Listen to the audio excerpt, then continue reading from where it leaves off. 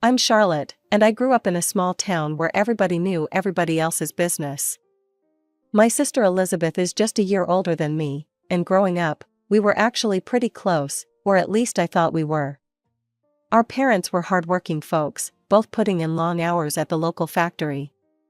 We weren't rich by any means, but we got by okay. The real highlight of our weeks was Sunday dinners at our grandparents' place. Mom's parents lived right next door to us. Those dinners were something special. Grandma would cook up a storm, and Grandpa would tell us stories about the old days. I always loved those gatherings, sitting there at their big oak table, surrounded by the smell of home-cooked food and the warmth of family. Elizabeth was always more interested in her phone than the family conversation, even back then. "God, these dinners take forever," she'd whisper to me, scrolling through her social media feed under the table. I could be hanging out with my friends right now. Time flew by, and before we knew it, Elizabeth was heading off to college to study management. She was all about the glamorous life, always dressed to the nines, and posting perfectly filtered photos on Instagram. I followed her a year later, but my path was different. I chose to study design. Our parents had saved up enough for both of us to attend decent public colleges. Nothing fancy, but solid schools that would give us a good education. "Your sister's going to be a successful businesswoman," Mom would tell everyone proudly. "And Charlotte, well, she's always been good with her hands." I didn't mind the comparison back then. I was too busy falling in love with design, sketching wedding dresses in the margins of my notebooks during lectures, and dreaming about creating beautiful things. Little did I know how different our paths would become, or how one family dinner would change everything.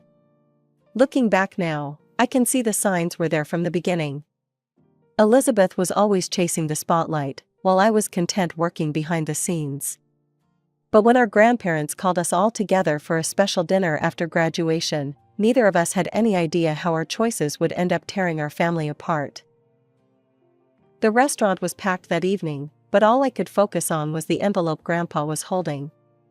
When he finally cleared his throat and stood up, the whole family fell silent. "Elizabeth, Charlotte," he said, his voice filled with emotion, "your grandmother and I have watched you both grow up, graduate college, and become beautiful young women. We want to help you start your lives right." He handed each of us an envelope. "There's $50,000 for each of you. Use it wisely." I nearly choked on my water. $50,000? That was more money than I'd ever seen in my life. Elizabeth, on the other hand, barely waited for dessert before she started planning. "I'm opening an exclusive clothing store," she announced, already scrolling through her phone. "High-end brands, designer collections. It's going to be amazing." "Have you done any market research?" I asked, remembering her business management classes. She rolled her eyes. "Please, Charlotte, I know what sells. Trust me, this is going to be huge." And just like that, Elizabeth was off and running. She rented this ridiculous space in the most expensive part of town, the kind of place where you feel underdressed just walking past the windows. Every day, her Instagram was flooded with new posts: Elizabeth posing in designer clothes, Elizabeth at business meetings, Elizabeth calling herself a young CEO building her empire. "Look at this marketing campaign I'm launching," she told me one day, showing me the thousands she was spending on social media ads. "I've hired the best sales team in town. We're going to be the next big thing." Meanwhile, I took my time. I spent weeks researching, making spreadsheets, and running numbers. My dream had always been different. I wanted to create wedding dresses, to be part of someone's special day. I found this tiny space, nothing fancy, but it had good natural light and potential. I drew up the plans myself, creating a cozy workspace with a comfortable waiting area for brides. I reached out to Maria, an amazing seamstress I'd known for years, who had more experience with wedding dresses than anyone in town. "Charlotte, this could really work," she said as we set up the studio. "You've got the eye for design, and I know how to bring your sketches to life." I also called Sarah, my best friend from design school. "Want to help make some brides really happy?" I asked her. She was on board immediately. We started small. No flashy advertising campaigns, just a simple website and some local flyers. Our first bride came through her cousin, who'd seen our workshop and liked how personal it felt. Then her friend came, and her friend's sister, and slowly, through word of mouth, we started building a reputation. "You're doing this all wrong," Elizabeth said when she stopped by one day. "Where's your social media strategy? Your brand positioning? You need to think bigger." But I was thinking different, not bigger. Every dress we made was unique, every bride special. While Elizabeth was posting about being a girl boss in her designer outfits, I was sitting with real women and listening to their dreams about their perfect wedding dress. The first year was tough, but rewarding. We started with simple designs at reasonable prices, just trying to get our name out there. I remember our first $1,000 dress. The bride hugged me so hard after the final fitting, I thought she might never let go. "Charlotte, you've made my dream come true," she said, twirling in front of the mirror. Word spread quickly after that. By the second year, we were getting more elaborate requests. "Can you do hand beading? Is it possible to add custom lace?" Of course we could. Maria's skills were incredible, and Sarah had a real talent for details. We started doing bridesmaid dresses too, it just made sense when brides kept asking. Meanwhile, Elizabeth's Instagram posts were getting desperate. The designer clothes in her photos were the same ones over and over.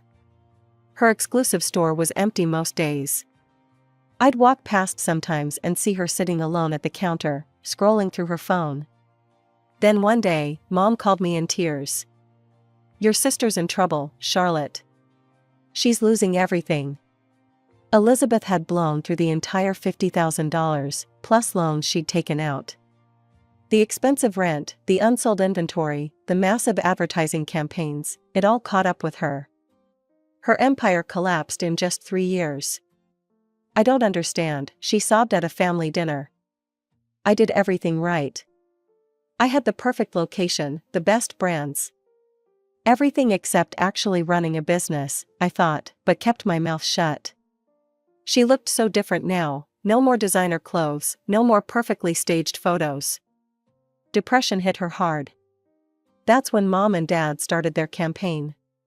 "Charlotte, honey," Mom began one evening at their house. "Your sister needs a job, and you need a manager. It's perfect. She could help you expand the business." The pressure was constant. Elizabeth started showing up at the studio unannounced, critiquing everything from our booking system to our window display. "You really should be more active on social media," she'd say, "or this space is too small for a successful business."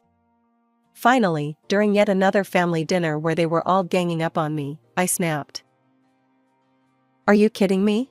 I stood up, my chair scraping against the floor. Elizabeth couldn't keep her own business afloat for 3 years. She burned through 50 grand plus loans on Instagram ads and designer clothes. She never did market research, never tracked inventory properly, never built real relationships with customers. "And now you want her to manage my business?" Elizabeth's face crumpled. "You think you're so much better than me, don't you?" "No, I just think you're a terrible businesswoman. You can't manage my studio, you couldn't even manage your own store." The silence that followed was deafening. Elizabeth burst into tears and ran from the room. Mom was shaking with anger. "How dare you speak to your sister that way?" Dad thundered. "After everything she's been through?" "Everything she's been through?" I grabbed my purse. "You mean everything she did to herself?" "I'm done. Done with the guilt trips, done with the pressure, done with all of it." I walked out that night, and I haven't been back since. 3 years of hard work building my business, and my family wanted to hand it over to the person who'd proven she couldn't handle it. 3 years can change a lot. My little studio wasn't so little anymore. We'd expanded into the space next door, hired 2 more seamstresses, and had a waiting list months long. Our dresses now started at $8,000, and nobody blinked an eye. Quality speaks for itself. "Charlotte, we need to raise our prices again," Maria told me one morning. "We're turning away too many brides." She was right. Between her masterful sewing, Sarah's eye for detail, and my designs, we'd built something special. Each dress was a work of art, and word had spread far beyond our little town. I was reviewing some sketches when the message popped up on my phone. Elizabeth. My stomach did a weird flip when I saw her name. We hadn't spoken since that night at our parents' house. No, hi, no, how are you? Just, I'm getting married in 2 months and I need a wedding dress. Can you do it? I nearly dropped my phone. Elizabeth? Getting married?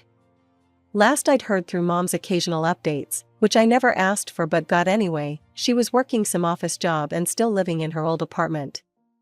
2 months? I typed back. Elizabeth, we usually need 5 to 6 months for a custom dress.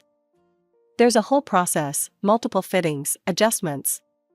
Her response came immediately, come on, Charlotte, we're sisters. Or are you too successful now to help your own family? Must be nice being so successful you can turn away your own sister. I stared at the message for a long time. The old Charlotte would have fired back something nasty. But I'd grown up a lot in 3 years. Let me check my schedule, I wrote instead.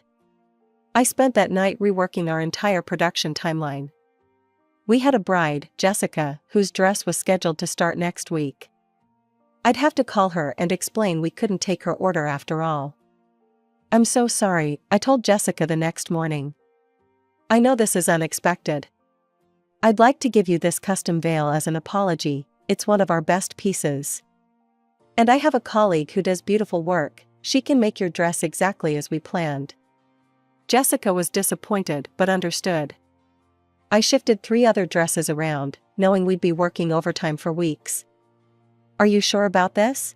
Sarah asked when I told her about Elizabeth's dress. After everything that happened? I wasn't sure.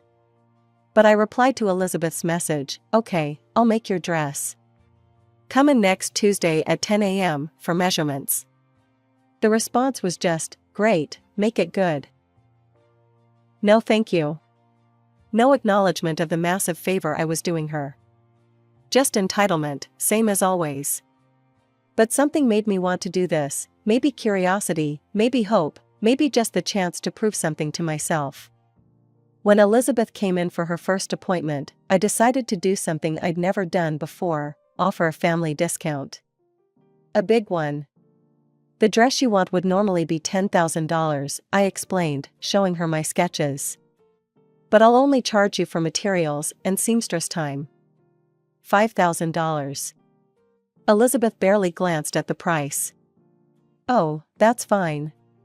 Richard, my fiancé, can easily afford it. He's loaded. Owns half the commercial real estate downtown. That was the beginning of what felt like an endless stream of fittings and alterations. Elizabeth was in the studio constantly, always wanting to tweak something about the dress. The neckline needs to be lower, she'd say one day. No, higher, the next. Can we add more beading? Different lace? More sparkle? At first, it was exhausting. But gradually, something shifted. Between fittings, Elizabeth would plop down on our plush consultation sofa, kick off her shoes, and talk. And talk, and talk. Richard's such a bore, she'd say, rolling her eyes while Maria pinned her hem. All he does is talk about business and golf. But his bank account?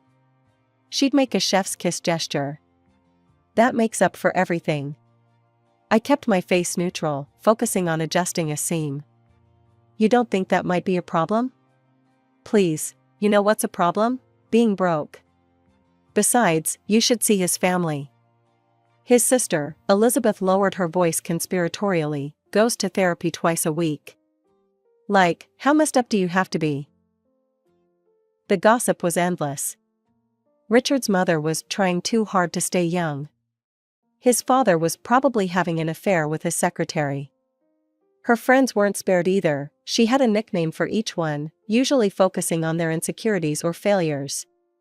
Jenny Bad Botox Miller is going to be so jealous of this dress, she'd laugh. And Sarah Forever Single Thompson? She's going to die when she sees me walking down the aisle. I should have been put off by all of it. The old me would have called her out, started another fight. But something held me back. Maybe it was the way she'd automatically reach for my hand when she saw herself in the mirror.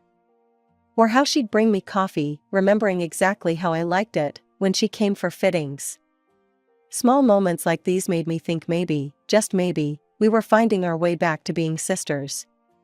Sure, the gossip made me uncomfortable, and her attitude toward her fiancé worried me, but wasn't this what I'd wanted? A chance to repair our relationship? So I nodded and smiled, letting her chatter fill the studio while the dress took shape under my hands. With each fitting, each coffee, each shared memory, I felt the wall between us crumbling just a little bit more. Things were looking up. Elizabeth and I even reconnected on social media. Suddenly my feed was full of her engagement photos and wedding planning updates. She'd tag me in posts about the dress, always with lots of heart emojis and best sister ever captions. Mom called me one evening, sounding happier than she had in years. "I'm so glad you girls worked things out," she said, her voice thick with emotion. "This is all we ever wanted, you know. Our family back together." Dad even stopped by the studio one day, awkwardly hovering near the entrance, before pulling me into a tight hug. "We missed you, kiddo," he mumbled into my hair. It felt good. Really good. Like maybe the past 3 years of silence had been worth it if this was the result. A week before the wedding, Elizabeth called me. "The dress is ready, right?" she asked, excitement bubbling in her voice. "I'm having my bachelorette party tomorrow night at Moonlight Bar. Can you bring it? I want all my girls to see it." The next evening, I carefully packed the dress into our nicest gift box, the one with our studio's gold logo embossed on cream-colored paper. I'd spent countless hours on this dress, the hand-beaded bodice, the delicate lace overlay, the subtle shimmer in the train. It was some of my best work. The taxi dropped me off at Moonlight Bar, and I could hear the party before I saw it, laughter and music spilling out onto the street. Inside, a group of women in matching Team Bride t-shirts crowded around tables decorated with pink balloons and scattered rose petals. Elizabeth squealed when she saw me. Girls, the dress is here." They gathered around as I carefully lifted it from the box. The reaction was everything a designer could hope for: gasps, sighs, a few tears. "Elizabeth, it's absolutely gorgeous. I've never seen anything like it. The detail work is incredible. Your sister is so talented." The dress made its rounds, each bridesmaid taking turns holding it up and admiring different aspects. I felt proud, not just of the dress, but of this moment. Standing here with my sister, sharing in her happiness. When the dress was safely back in its box, I grabbed a glass of wine from the bar and found an empty chair at one of the tables. The night was young, the mood was festive, and for the first time in years, I felt like I truly belonged in my sister's life again. I was just getting comfortable, taking my first sip of wine, when I felt a harsh tug on my arm. Elizabeth stood over me, her perfectly made-up face twisted into an expression I knew all too well from our childhood: pure disdain. "What do you think you're doing?" she hissed, her manicured nails digging into my arm. "Having a drink?" I said, confused. "Celebrating with you?" Elizabeth let out a sharp, cruel laugh that made several heads turn. "Celebrating? With me? Oh honey, you're not a guest here. You're the seamstress. You delivered the dress, now it's time for you to go." The wine glass nearly slipped from my hand. "What?" "Ladies," Elizabeth announced to the room, her voice dripping with fake sweetness, "I think there's been a misunderstanding. Charlotte isn't joining us. She's just the dressmaker I hired. You know, like when the caterer drops off food? They don't stay for the party." The silence in the room was deafening. Some of the women looked uncomfortable, others confused. One of them, who I now recognized as Richard's sister, Amanda, gave me a sympathetic look. "All this playing nice, the coffee dates, the sister bonding?" Elizabeth continued, waving her hand dismissively. "That was just business. I needed a dress, you needed a customer. Let's not pretend it was anything more. Something snapped inside me. 3 years of silence, followed by months of fake reconciliation, it was too much. If she wanted the truth out, fine. Let's have all the truth. Just business? I stood up slowly, setting my wine glass down with deliberate care. Okay, Elizabeth, let's talk business. Let's talk about how you've spent the last 2 months telling me what a boring, pathetic man your fiancé is. Elizabeth's face went pale. Charlotte, don't you dare. Oh, what was it you called him? A walking ATM? A necessary evil? Ladies, did you know Elizabeth doesn't even like Richard? She just likes his bank account. Amanda stood up from her seat, her face shocked. Elizabeth tried to interrupt, but I was on a roll. And Amanda, I turned to her, your future sister-in-law here has some lovely opinions about you. What was it you called her, Elizabeth? The crazy one foot? The family nutcase who needs therapy twice a week to function? Amanda's hand flew to her mouth. Is that true? I have proof, I said, pulling out my phone. Elizabeth's been sending me voice messages for months. Want to hear them? Before Elizabeth could stop me, I played the first message. God, Amanda is such a mental case. Richard says she's been in therapy for years. Can you imagine being that messed up? Then another, Jenny's Botox makes her look like a surprised fish. At least she'll look appropriate when she sees my dress, her jaws already permanently dropped. And another, Sarah's so desperate to find a man, she'll probably try to catch the bouquet before I even throw it. What a pathetic spinster. One by one, the women around the room recognized Elizabeth's cruel nicknames and comments about them. Jenny touched her face self-consciously. Sarah wiped away tears. Amanda grabbed her purse and ran out the door. These are your friends, I said, my voice shaking. Your bridesmaids.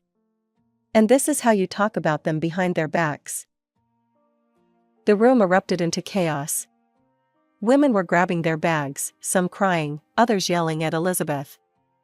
Elizabeth stood in the middle of it all, her face contorted with rage and panic as her carefully constructed world fell apart around her. She's lying, she screamed. Charlotte's making this up because she's jealous. But the voice messages were still playing, her own voice, condemning her with every word. I picked up my purse and the empty dress box. At the door, I turned back one last time. By the way, you haven't paid for the dress yet. I'll send you the invoice, full price this time. No family discount for someone who isn't really family. The morning after the bachelorette party disaster, my phone rang at 7 a.m. Mom's name flashed on the screen. What have you done? She screamed, before I could even say hello. Elizabeth is hysterical. The wedding might be called off. How could you ruin your sister's special day? I sat up in bed, suddenly wide awake. How could I ruin it? Are you kidding me? Amanda won't even speak to her. Half the bridesmaids have dropped out. This is all your fault. The familiar anger bubbled up, the same feeling I'd had 3 years ago. Of course it's my fault. It's always my fault, isn't it, Mom? Never precious Elizabeth's. Not when she bankrupted her business, not when she treated me like dirt, not when she spent months trash-talking her fiancé and his family.